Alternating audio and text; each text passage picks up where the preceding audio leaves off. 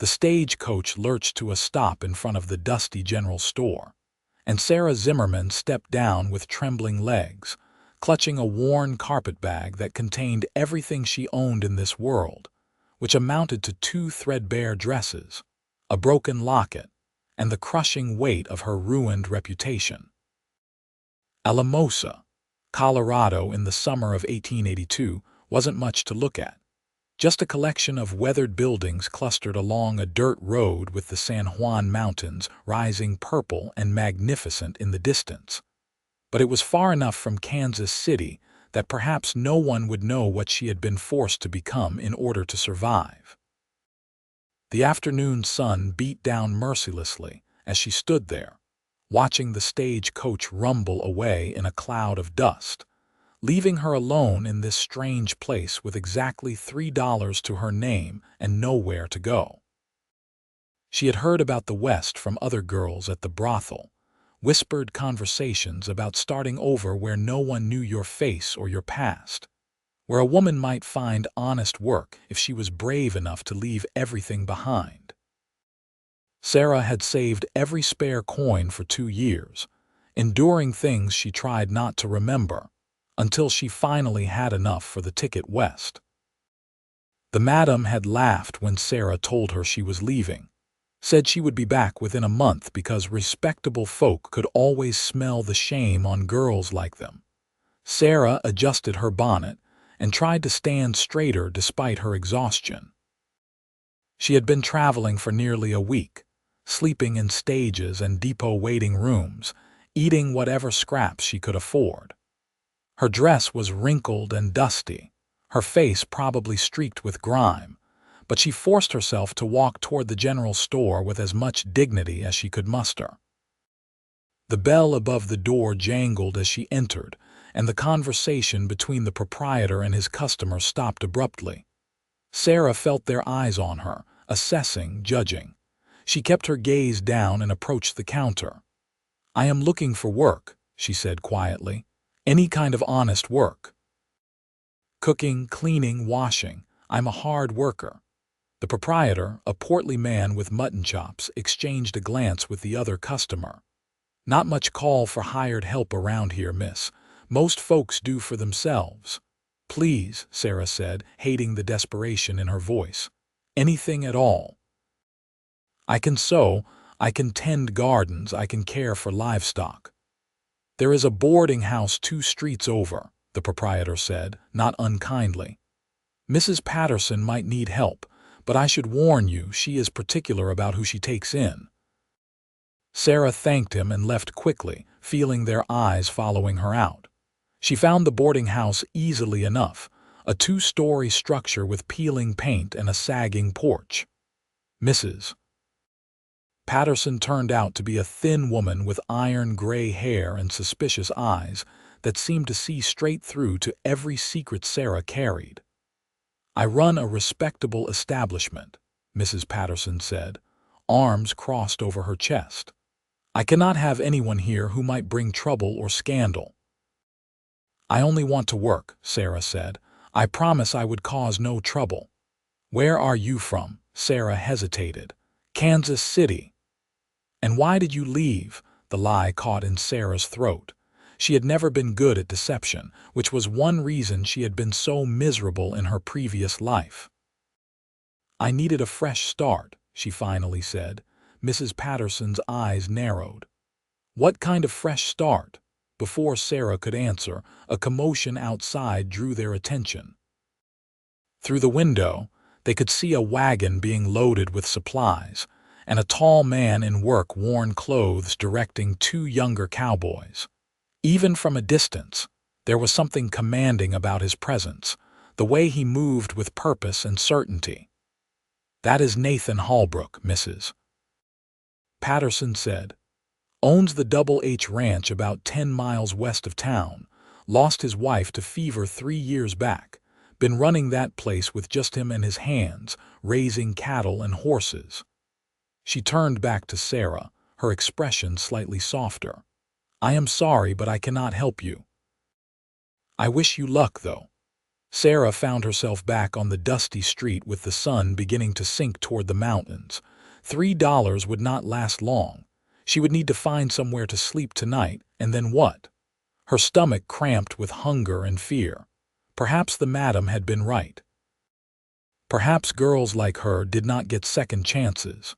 She was standing there, trying not to cry, when she heard a crash followed by shouting.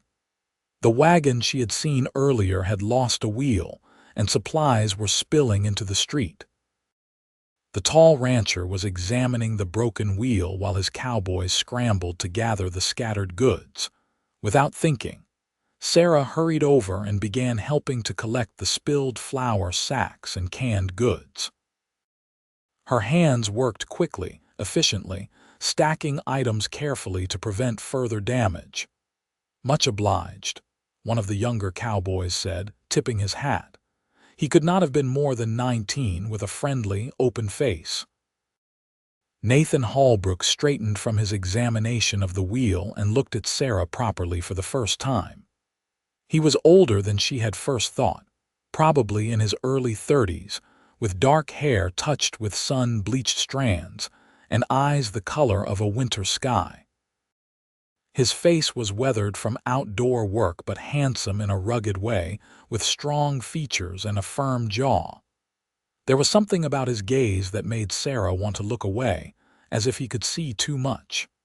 "Thank you for the help," he said, his voice deep and measured.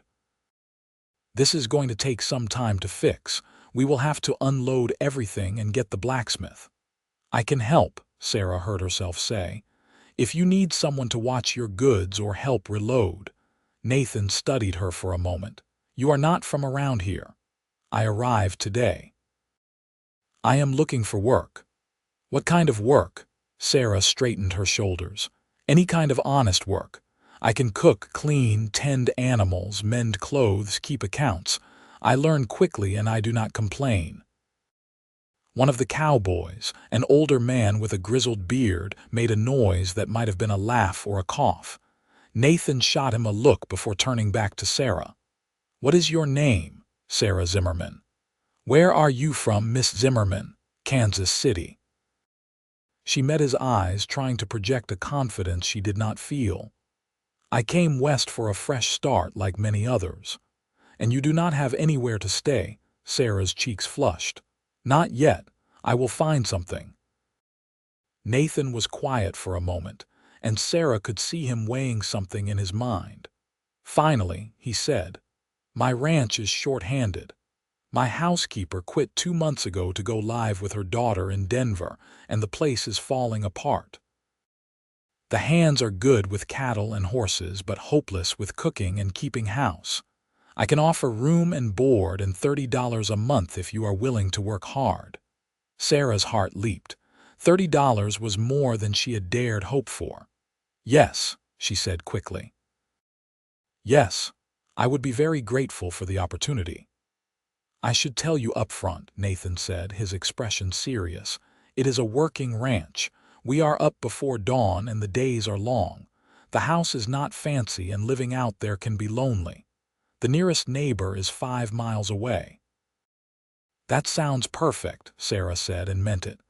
Lonely sounded wonderful after years of too many people, too much noise, too many hands grabbing at her. Nathan nodded slowly. "All right then. Help us get this wagon situation sorted and then you can ride out with us. We will get you settled tonight." The next few hours passed in a blur of activity. The blacksmith had to be fetched, the wheel repaired, the wagon reloaded. Sarah worked alongside the men, ignoring their curious glances and whispered speculation. By the time everything was secured and ready, the sun was painting the mountains orange and gold. Sarah climbed up onto the wagon seat next to Nathan, her carpet bag at her feet. The 2 cowboys, whom Nathan introduced as Danny and Frank, rode alongside on horseback as they headed west out of town. The road wound through high desert country, sagebrush and juniper giving way to rolling grassland. In the distance, Sarah could see cattle grazing, and as they crested a hill, she got her first view of the Double H Ranch. It was more substantial than she had expected. A sprawling single-story ranch house built of logs and stone with a wide porch wrapped around the front. Behind it stood a large barn, several corrals, and a few outbuildings. Everything looked well-maintained but masculine, lacking the softening touches a woman might bring. "It is not much," Nathan said, perhaps misinterpreting her silence. "It is beautiful," Sarah said honestly. After years of cramped rooms and city streets, the wide open spaces and clean air felt like a blessing. Nathan pulled the wagon up to the house and helped Sarah down. Her legs were stiff from the ride, and she stumbled slightly. His hand on her elbow was steady and warm, and for a moment their eyes met. Sarah looked away first, suddenly aware of how close he was. "Let me show you inside," Nathan said, releasing her arm and grabbing her carpet bag. The interior of the house was spacious but cluttered, with evidence of bachelor living everywhere. Dishes were stacked in the kitchen, dust covered most surfaces, and there was a general air of neglect. But the bones of the place were good, with solid furniture and large windows that let in the evening light. "Your room is here," Nathan said, leading her down a hallway to a bedroom at the back of the house. It was simply furnished with a bed, dresser, and washstand, but it was clean and the window looked out toward the mountains. "It has a door that locks from the inside. You will have complete privacy." Sarah set down her carpet bag, touched by his consideration. "Thank you." "Bathroom is across the hall. We have a pump in the kitchen for water. Frank and Danny bunk in the house behind the barn, so it will just be you and me in the main house." He paused. "I want you to feel safe here, Miss Zimmerman. I run a respectable operation, and I expect everyone who works for me to conduct themselves accordingly. That includes me." Sarah felt something tight in her chest loosen slightly. "I appreciate that, Mr. Holbrook." "Nathan," he said, "we are not formal out here. And I will call you Sarah if that is acceptable, of course." He nodded toward the kitchen. "There is some bread and cheese if you are hungry. We usually eat breakfast at 5 and dinner at 7. I know you just arrived, so take tonight to settle in. We will discuss your duties properly tomorrow." After Nathan left, Sarah sank down onto the bed and allowed herself a moment to simply breathe. She had done it. She had made it west, found work, found a place to stay. The room was hers with a door that locked. She would be cooking and cleaning, honest work, the kind she had dreamed about during those long nights in Kansas City. She unpacked her meager belongings, carefully placing her 2 dresses in the dresser and setting the broken locket on top. Then she ventured out to the kitchen, suddenly ravenous. The bread was fresh enough, probably bought in town, and the cheese was sharp and satisfying. She ate standing at the counter, looking out the window at the darkening landscape. "There is coffee on the stove if you want some." Sarah jumped. She had not heard Nathan come in. He had changed out of his dusty clothes into clean trousers and a simple shirt, his dark hair damp as if he had washed up. "Thank you," Sarah said, finding a cup and pouring herself some. The coffee was strong and hot, warming her from the inside. Nathan leaned against the counter, maintaining a respectful distance. "I should probably know a bit more about you since you will be living here. Do you have family back in Kansas City?" "No," Sarah said. "My parents died when I was 16. There is no one." "I am sorry." "That must have been difficult." Sarah wrapped her hands around the warm cup. "What about you? Mrs. Patterson mentioned you lost your wife." Nathan's expression flickered with old pain. 3 years ago. Fever took her in just 2 days. We had been married for 5 years." He was quiet for a moment. "Her name was Margaret. She loved this place, had all sorts of plans for fixing it up, making it into a real home. She sounds wonderful." "She was." Nathan cleared his throat. Anyway, it has just been me and the hands since then. Frank has been with me since the beginning, good man, knows cattle better than anyone I have met. Danny is newer, came on last spring, but he is eager to learn. How long have you had the ranch? 8 years. Bought the land with money I saved from working other ranches. Built most of the house and buildings myself, with help from friends. There was pride in his voice, the satisfaction of a man who had created something with his own hands. They talked a while longer, carefully skirting around the deeper questions, getting to know the surface details.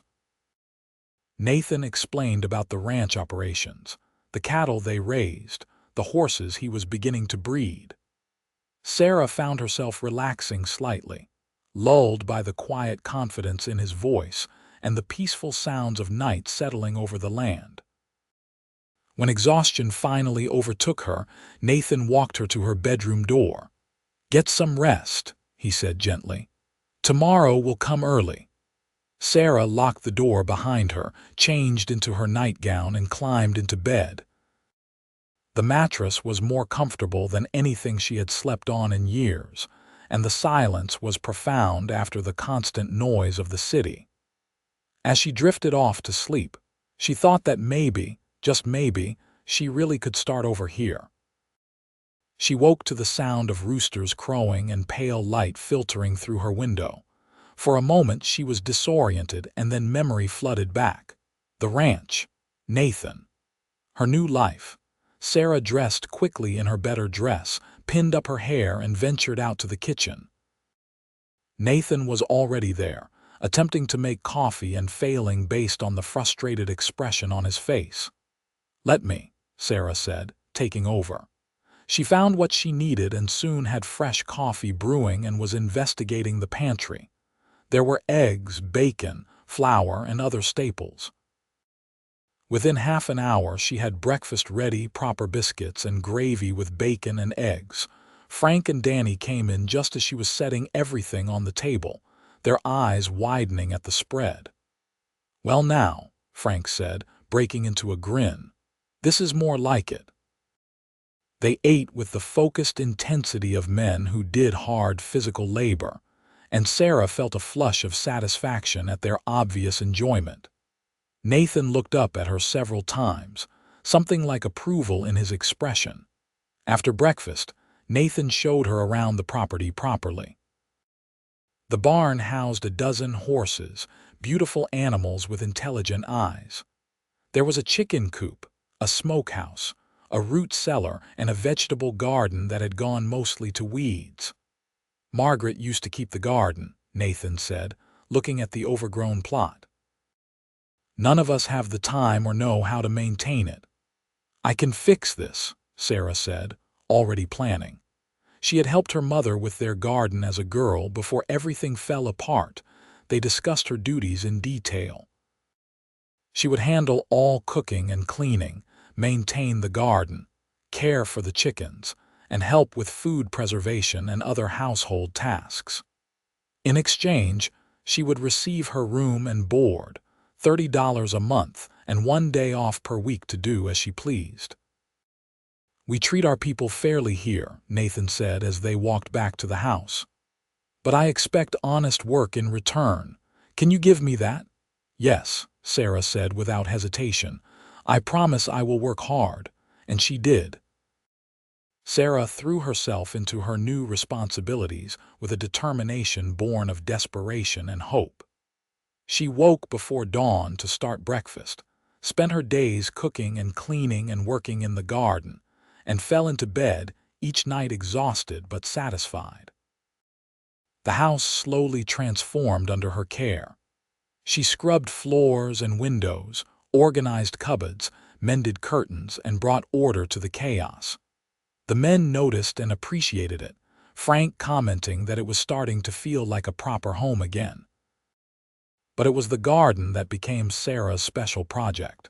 She cleared the weeds, turned the soil, and planted new seeds. Every day she tended it carefully, and as the weeks passed, she watched with satisfaction as green shoots emerged and grew. There was something healing about working in the earth, nurturing life from soil and seed.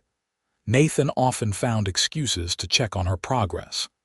He would ride in from whatever work he was doing and find her kneeling in the garden, sun hat on her head, hands dirty. Sometimes he would help her, moving heavy rocks or repairing the fence that kept the rabbits out. They would talk while they worked, gradually learning more about each other. Sarah was careful never to speak directly about her past in Kansas City, and Nathan was gentleman enough not to press. But slowly, carefully, she revealed pieces of herself. Her love of books, though she had few. Her mother's recipes that she tried to recreate from memory. Her fear of thunderstorms, which made Nathan ensure she always knew where to take shelter if one came up while she was working outside. For his part, Nathan shared his dreams for the ranch, his pride in building something lasting, his loneliness since Margaret's death. He spoke about his wife with clear affection, but also with the acceptance of someone who had learned to live with grief. 2 months passed in this manner, and Sarah began to feel something she had not experienced in years: peace. She started to believe she really could leave her past behind, that no one here would ever need to know what she had been. Then one afternoon, a stranger rode up to the ranch while Sarah was hanging laundry. He was well dressed, riding an expensive horse, and something about the calculating way he looked at her made Sarah's blood run cold. "Well, well," he said, dismounting. "Sarah Zimmerman, fancy meeting you here." Sarah's hands froze on the wet sheet she was hanging. She knew this man. His name was Robert Crawford, and he had been a regular customer at the brothel in Kansas City, one of the wealthier ones who thought his money entitled him to anything he wanted. "You must be mistaken," Sarah said, her voice barely steady. "I do not know you," Crawford laughed, a cruel sound. "Do not play games with me. I would recognize you anywhere. Does your employer know what you are, what you have been?" Terror flooded through Sarah. "Please," she whispered. "Please do not. I am not that person anymore. I am trying to start over." "I am sure you are," Crawford said, moving closer. "And I am sure we can come to some arrangement to keep your secret. Perhaps you could be as friendly to me as you were to all those men in Kansas City." "The lady asked you to leave." Both Sarah and Crawford spun around. Nathan was standing at the corner of the house, and though his voice was calm, there was steel in it. He must have come up quietly, and Sarah had no idea how much he had heard. "This is a private conversation," Crawford said with false politeness. "This is my property," Nathan said, walking forward, "and you are trespassing. I suggest you mount up and ride out." Crawford looked between them, his expression calculating. "I think you would want to know what kind of woman you have hired, Holbrook. She is not some innocent girl looking for honest work. She is a whore from Kansas City, sold herself to anyone with the price. I should know. I paid for her services myself on multiple occasions." Sarah felt the ground tilt beneath her. This was it, the moment her fresh start ended. She could not bear to look at Nathan's face to see the disgust and contempt that must be there. But Nathan's voice, when he spoke, was cold as ice. "I will tell you one more time, and I will not repeat myself. Get on your horse and leave my property. What Miss Zimmerman's past may or may not include is none of your concern, and if I see you here again, or if I hear that you have been spreading gossip about her in town, you will answer to me. Do you understand?" Crawford's face flushed with anger. "You are making a mistake defending a woman like that. The only mistake I am seeing is a man who does not know when to leave. Now get out." Crawford mounted his horse with jerky, angry movements. "You will regret this, Holbrook, both of you." He spurred his horse and galloped away. Sarah stood frozen, waiting for Nathan to turn on her, to demand she pack her things and leave. She could not speak, could not move, could hardly breathe. Nathan watched until Crawford was out of sight, then turned to Sarah. His expression was unreadable. "Come inside," he said quietly. "We need to talk." Sarah followed him into the house on trembling legs. He gestured for her to sit at the kitchen table, and she sank into a chair, her hands twisting in her lap. Nathan sat across from her, silent for a long moment. Finally, he said, "Is it true? Were you working in a brothel in Kansas City?" Sarah could not lie, not after he had defended her. "Yes," she whispered. "Did you choose that life?" The question surprised her. She looked up, meeting his eyes for the first time since Crawford's accusations. "No," she said. "After my parents died, I tried to find work. But I was young and alone and had no references. No one would hire me for respectable work. I ran out of money, was about to be thrown out on the street. A woman found me and offered me a place to stay, food to eat. I did not understand what she wanted in return until it was too late. How long? 4 years. I saved every penny I could until I had enough to leave to come west and try to start over." Tears were running down her face now. "I am sorry. I should have told you the truth from the beginning. You have been nothing but kind to me, and I repaid you with deception." Nathan was quiet, his expression thoughtful rather than angry. "Why did you not tell me?" "Because I was ashamed," Sarah said, the words breaking. "Because I knew no one would hire me if they knew. Because I wanted so desperately to be someone different, someone respectable, someone worthy of a fresh start." She stood up, wiping at her eyes. "I will pack my things and leave, I understand." "Sit down, Sarah." "But please, sit down." Sarah sat, confused by his tone. It was not angry or disgusted. It was gentle. Nathan leaned forward, his elbows on the table. "In the 8 years I have owned this ranch, I have hired men with all kinds of pasts. Men running from the law, men trying to escape drinking problems, men who made mistakes and needed a second chance. I believe in judging people by their actions, not their history." He paused. "In the 2 months you have been here, you have worked harder than anyone I have ever employed. You have been honest, respectful, and kind. You have turned this house into a home again. That is what matters to me." "You are not angry that I did not tell you." "I am angry that you felt you could not tell me," Nathan said. "I am angry that circumstances forced you into that life.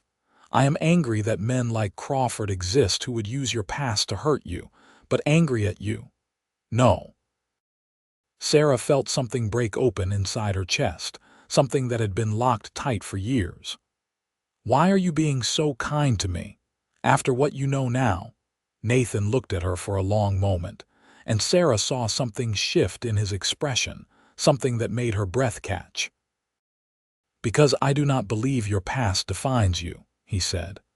"And because over these past 2 months, I have come to respect and admire you greatly.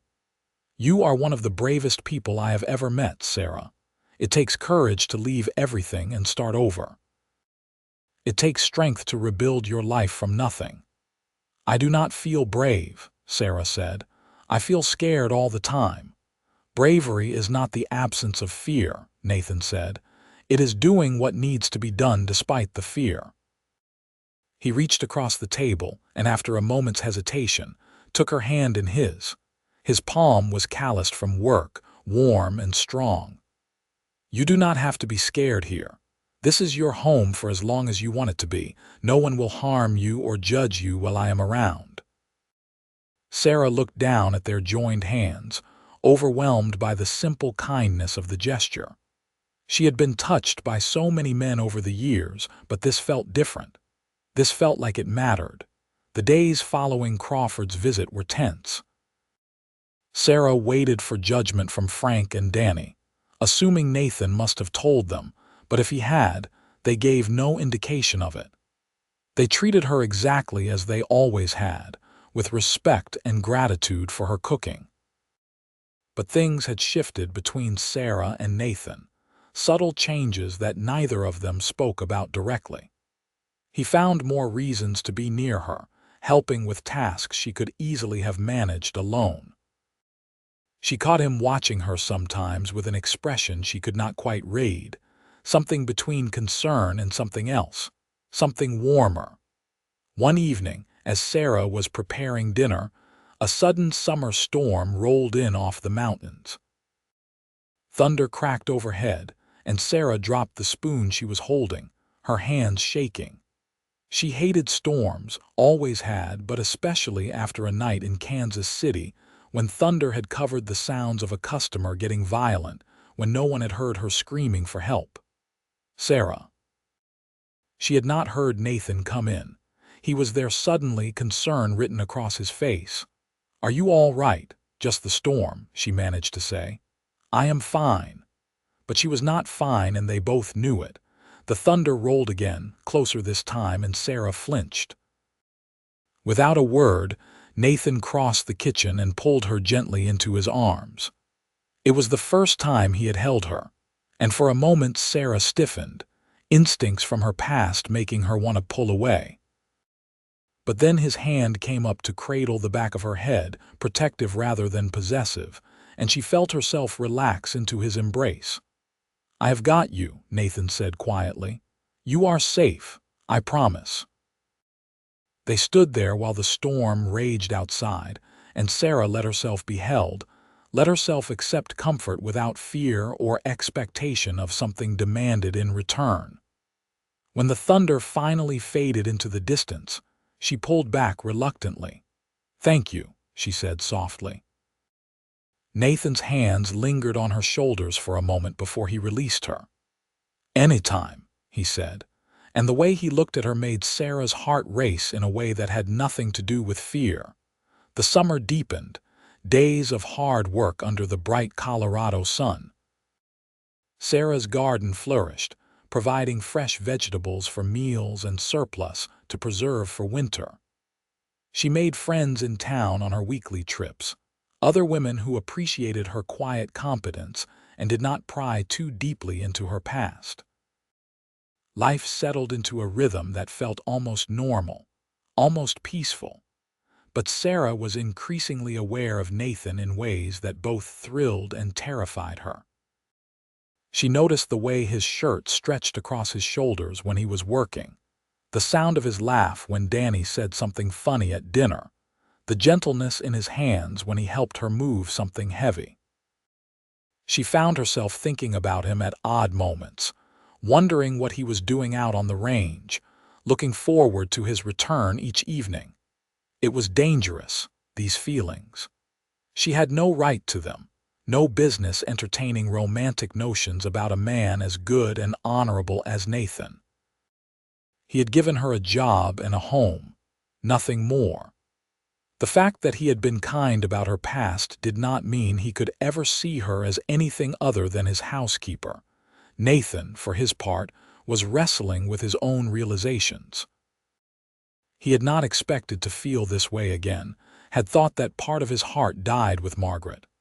But Sarah had awakened something in him, something he had almost forgotten existed. It was not that she reminded him of his wife. They were completely different women. It was that she made him remember what it felt like to want to share his life with someone, to look forward to coming home, to imagine a future that included more than just work and responsibility.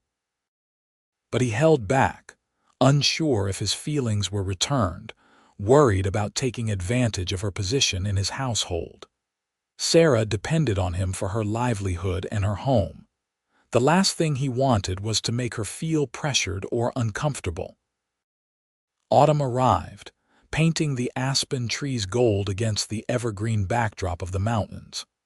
The work intensified as they prepared for winter, preserving food, making repairs, moving cattle to lower pastures. Sarah worked from dawn to dusk, but she thrived on it, taking pride in her contributions to the ranch. One October afternoon, Sarah was in the garden harvesting the last of the vegetables before the first hard freeze. She was kneeling in the dirt, carefully pulling carrots when she heard horses approaching. Looking up, she saw Nathan riding in with a man she did not recognize. As they drew closer, Sarah felt her stomach drop. The The stranger wore a badge on his vest, a lawman. She stood slowly, brushing dirt from her skirts, fear coursing through her. Had Crawford made good on his threats? Was she about to be arrested for something, or simply exposed and humiliated? Nathan dismounted and walked over to her, the sheriff following. "Sarah, this is Sheriff Miller from Alamosa. He needs to ask you some questions about a man named Robert Crawford." Sarah's mouth went dry. "What about him?" The sheriff, a graying man with kind eyes, took off his hat. "Mr. Crawford filed a complaint with me last week, making certain accusations about your character and claiming that Nathan here had threatened him. I need to hear your side of things." Sarah glanced at Nathan, who nodded encouragingly. She took a breath and told the story, starting with Crawford appearing at the ranch and his threats to expose her past if she did not grant him favors. She admitted what she had been in Kansas City, her voice steady despite her embarrassment, and explained why she had come west. The sheriff listened without interruption. When she finished, he was quiet for a moment before saying, "Mr. Crawford has a bit of a reputation around these parts. This is not the first time he has tried to use his money and influence to get what he wants from women who he thinks cannot fight back. The problem is, men like him usually get away with it because the women are too afraid to speak up." "I am not afraid," Sarah said, lifting her chin. "Not anymore." "Good," the sheriff said, "because I am going to need you to make a formal statement about what he said and did. With your testimony, I can build a case against him for harassment. It might not result in jail time, but it will put him on notice that his behavior will not be tolerated." "You believe me?" "I do. And more importantly, I believe Nathan, who is one of the most honorable men I know. If he says Crawford is lying, then Crawford is lying." The sheriff settled his hat back on his head. "I will stop by town hall tomorrow afternoon to take your statement if that works for you." After the sheriff left, Sarah turned to Nathan. "You told him the truth about me, about what I was." "I told him what happened with Crawford," Nathan corrected. "Your past is your business, Sarah." "But yes, I gave him context so he would understand why Crawford felt he could threaten you." He stepped closer. "Are you all right?" "I am tired of being ashamed," Sarah said. "Tired of being afraid. That life was not my choice, but everything I have done since leaving Kansas City has been my choice. I choose to be proud of how hard I have worked, how much I have changed." Something fierce and bright flashed in Nathan's eyes. "You should be proud. I am proud of you." The words hung between them, charged with unspoken feeling. Sarah felt heat rise in her cheeks, and she looked away first, overwhelmed. The next day, Sarah went to town and gave her statement to Sheriff Miller. It was harder than she expected, laying out the details of her past in official terms, but she made it through. Word would spread, she knew. By evening, half the town would know about her history. She braced herself for judgment and rejection, but it did not come, at least not as severely as she feared. Some people looked at her differently, whispered when she passed. But others, particularly some of the women, sought her out to express their support. Mrs. Henderson, who ran the boarding house with her husband, squeezed Sarah's hand and told her she had courage. The pastor's wife invited her to join the ladies' quilting circle. Through it all, Nathan remained steady. He escorted her to town, made it clear through his actions that Sarah had his complete support and respect. In a community where Nathan Holbrook's opinion carried weight, his endorsement mattered. Winter came, locking the ranch in snow and cold. The work changed, but did not ease. Sarah spent her days cooking hearty meals, managing the household and keeping everyone warm and fed. On days when the weather was too harsh for outdoor work, she and Nathan would sit by the fire in the evenings, reading or talking or sometimes just enjoying comfortable silence. It was during one of these evenings, a blizzard howling outside while the fire crackled warmly, that things finally shifted between them. Sarah was mending one of Nathan's shirts, and he was supposedly reading a livestock journal, but she kept catching him watching her. "Is something wrong?" she finally asked. Nathan set down his journal. "Sarah, I need to tell you something, and I need you to listen without interrupting." Her hands stilled on the fabric. "All right. These past 6 months have been the happiest I have had since Margaret died," he said. "And it is because of you. You have brought life back into this house, back into my life. You are kind and hardworking and brave and beautiful, and somewhere along the way I fell in love with you." Sarah's breath caught. "Nathan, let me finish," he said gently. "I know your past. I know mine. I know I am your employer, and that complicates things. I know you might not feel the same way, but I could not keep this to myself anymore. You deserve to know that you are cherished, that you are valued not just for what you do, but for who you are." Tears spilled down Sarah's cheeks. "You love me." "I do. I love you, Sarah Zimmerman. And if you could ever feel even a fraction of that for me, I would count myself the luckiest man alive." Sarah set aside the mending with shaking hands and crossed to where Nathan sat. She knelt in front of him, taking his hands in hers. "I thought I could never have this," she said. "Love. A good man who sees me as something other than what I was forced to be. I have loved you for months, Nathan, but I never dreamed you could feel the same about someone like me." "Someone like you," Nathan said, cupping her face in his hands, "is exactly what I want. You are exactly what I want." He leaned down and kissed her, gentle and questioning. Sarah kissed him back, pouring years of loneliness and hope and healing into that kiss. It was nothing like the brutal, transactional kisses she had endured in her past. This was tender and respectful and full of promise. When they finally pulled apart, both were smiling through tears. Nathan pulled Sarah up onto his lap, wrapping his arms around her and holding her close to his chest. "I want to marry you," he said, "but only when you are ready. There is no rush." "Yes," Sarah said. "Yes, I will marry you. You do not want to think about it." Sarah pulled back to look at him, her hands framing his face. "I have spent years being afraid, being ashamed, feeling like I did not deserve happiness. But you have shown me that I can be more than my past. You have given me pride and a place to belong. I do not need time to think about it. I want to be your wife." They were married in late January on a crisp, clear day with the mountains gleaming white in the distance.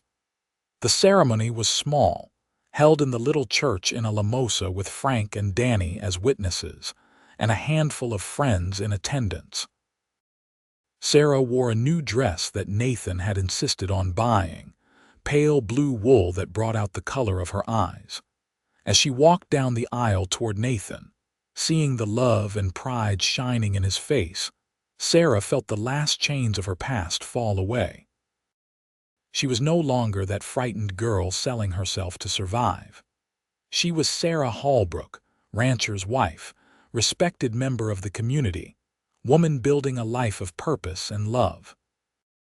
Their wedding night was tender and patient, Nathan taking his time to show Sarah that intimacy could be about mutual pleasure and connection rather than use and shame.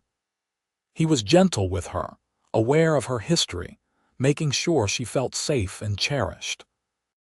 And Sarah, for the first time in her life, understood what it meant to truly make love rather than simply endure being used. Spring arrived, bringing new life to the ranch. Sarah discovered she was pregnant in March, and Nathan's joy was uncontainable. He became even more protective, trying to take over her work until she laughingly told him she was having a baby, not dying, and she was perfectly capable of continuing her normal activities. The summer passed in a haze of happiness and anticipation. Sarah's belly grew round, and she would often find Nathan's hand resting on it protectively, feeling for the baby's kicks. They spent evenings planning and dreaming, talking about expanding the house to add more bedrooms, teaching their children to ride and work the land, building something lasting for future generations. In September, during the golden warmth of a Colorado autumn afternoon, Sarah went into labor. Nathan sent Danny racing for the doctor while he stayed with Sarah, holding her hand and wiping her forehead. The hours were long and painful, and there were moments when both of them were frightened. But finally, as the sun was setting, their son came into the world with a lusty cry. "A boy," the doctor announced, handing the cleaned and wrapped baby to Sarah. "A strong, healthy boy." Sarah looked down at the tiny face, overwhelmed with love and wonder. The baby had Nathan's dark hair and her nose, and when he opened his eyes, they were blue like his father's. "Hello, little one," she whispered. "We have been waiting for you." Nathan sat on the edge of the bed, his arm around Sarah, looking at their son with tears streaming down his face. "He is perfect. You are perfect. Thank you for this gift, Sarah. Thank you for giving me back my life." They named him Thomas, after Nathan's father.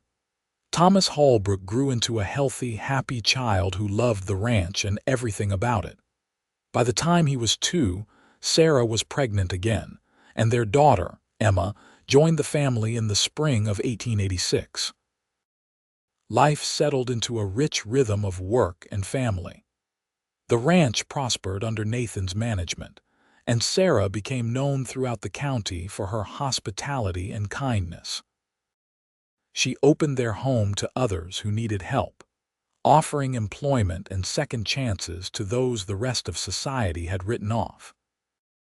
She particularly sought out young women in difficult situations, remembering her own desperate circumstances, giving them opportunities to learn skills and rebuild their lives. Frank and Danny became like uncles to the children, teaching Thomas to rope and ride, making Emma laugh with their tall tales. The ranch hands who came and went over the years all remarked on the warmth of the Holbrook household, the sense that this was more than just a workplace but a genuine home. When Thomas was 5 and Emma was 3, Sarah organized a gathering for all the people they had helped over the years. More than 30 people came, women who had found respectable work through Sarah's connections, men who had been given second chances by Nathan's willingness to judge them by their character rather than their past. It was a celebration of redemption and community, and as Sarah looked around at all these people building good lives, she felt overwhelming gratitude for how far she had come. Nathan found her later that evening, sitting on the porch and watching the stars emerge over the mountains. He settled beside her, taking her hand in his. "What are you thinking about?" he asked. "How different my life could have been," Sarah said. "If I had not gotten on that stagecoach, if you had not needed a housekeeper, if you had turned me away when you learned the truth." "But none of those things happened," Nathan said. "You were brave enough to seek a new beginning, and I was smart enough to recognize something precious when I saw it." Sarah leaned her head on his shoulder. "You gave me everything, Nathan. Pride, purpose, love, family. You gave me a place to belong." "We gave those things to each other," Nathan corrected. "Before you came, I was just existing, going through the motions. You reminded me how to live, how to hope, how to love again. This life we have built together, this is not something I gave you. This is something we created together." They sat there in comfortable silence, listening to the sounds of their children playing in the house, the lowing of cattle in the distance, the soft rustle of the evening breeze. Sarah thought about that desperate, ashamed girl who had stepped off the stagecoach 7 years ago with nothing but a carpet bag and a prayer. That girl would not recognize the woman Sarah had become, and that was exactly as it should be. The years continued to roll by, bringing their share of challenges and triumphs. There were hard winters and dry summers, cattle losses and financial pressures, the everyday struggles of ranch life. But through it all, Sarah and Nathan faced everything together, their love deepening with each shared trial and victory. In 1890, Sarah gave birth to their third child, another son they named William. Thomas was then 6 and Emma 4, and both were delighted with their new baby brother. The house rang with the sounds of children, and Sarah would sometimes pause in her work to simply marvel at the full, joyful life she was living. Robert Crawford appeared one final time, 10 years after his initial attempt at blackmail. He showed up at the ranch one spring day, his expensive clothes worn and dirty, his manner desperate rather than threatening. He had lost his fortune in bad investments and come begging for work. Nathan stood on the porch, Sarah at his side, and looked at the broken man before them. "You tried to harm my wife," he said. "You threatened to destroy her reputation and her peace of mind. Give me one reason why I should help you." Crawford had no answer, just hung his head in defeat. Sarah felt Nathan begin to turn away, to dismiss Crawford, and she touched his arm gently. "Wait," she said. She looked at Crawford, seeing not the man who had frightened her but just another person who had made poor choices and was facing the consequences. She remembered being in desperate straits herself, remembered how Mercy had saved her. "We have a barn that needs repairs," she said, "and fence lines that need mending. If you are willing to work, truly work, we will give you a chance. But understand this clearly. You will treat everyone here with respect. You will do the job you are given without complaint, and if you step out of line even once, you will leave immediately." "Do you understand?" Crawford looked up, something like hope flickering in his eyes. "Yes, madam. Thank you." He worked for them for 3 months, never causing trouble, keeping to himself. When he finally left, heading east to try to reconnect with family, he sought out Sarah privately. "I owe you an apology," he said, "for what I did, for what I tried to do. You could have turned me away and I would have deserved it. Instead, you showed me grace I had no right to expect. I will not forget that." After he left, Nathan pulled Sarah into his arms. "You are a remarkable woman," he said, "showing kindness to someone who tried to hurt you." "You taught me that," Sarah said. "You showed me that people can change, that past mistakes do not have to define us. I was just passing that lesson forward." Thomas grew into a tall, capable young man who loved the ranch as much as his father did. By the time he was 16, he was doing a full hand's work, and Nathan began talking about eventually expanding the operation to include him as a partner. Emma inherited her mother's kind heart and her father's practical nature, and became an accomplished horsewoman who could outrope most of the ranch hands. William, the youngest, was thoughtful and studious, with a fascination for the business side of ranching that delighted Nathan. Sarah watched her children grow with pride and wonder, marveling that these confident, happy young people had come from her. She made sure they knew her story, wanting them to understand that people could overcome difficult circumstances, that character mattered more than background, that compassion and second chances could change lives. In 1897, when Thomas was 19, he married a local girl named Lucy, and they built a house on the northern edge of the Double H property. The ranch officially expanded to include the next generation, and Nathan and Sarah watched with satisfaction as their family legacy continued. On their 15th wedding anniversary, Nathan surprised Sarah by having the house painted, fixing it up exactly as his first wife Margaret had envisioned years ago. Sarah was touched by the gesture, understanding that it was not about Margaret, but about honoring the home they had all built together, past and present weaving into something complete. That evening, as they celebrated with their children and grandchildren, Thomas's first baby having arrived that spring, Sarah looked around at the crowded, noisy, love-filled house and felt overwhelmed with gratitude. Later, when the guests had left and the children were in bed, she and Nathan sat on the porch in their favorite spot, watching the stars wheel overhead. "You ever regret it?" Nathan asked. "The hard years, the struggle, everything you went through?" Sarah considered the question seriously. "I regret the circumstances that forced me into that life," she said. "I regret the years of shame and fear. But do I regret the journey that led me here? How could I, when it brought me to you, to our children, to this life we have built?" "I love you," Nathan said, as he had said countless times over their 15 years together. "I will love you until my last breath and beyond." "And I love you," Sarah replied, meaning it with every fiber of her being. "You saw something in me worth saving when I could not see it myself. You gave me the chance to become who I was always meant to be."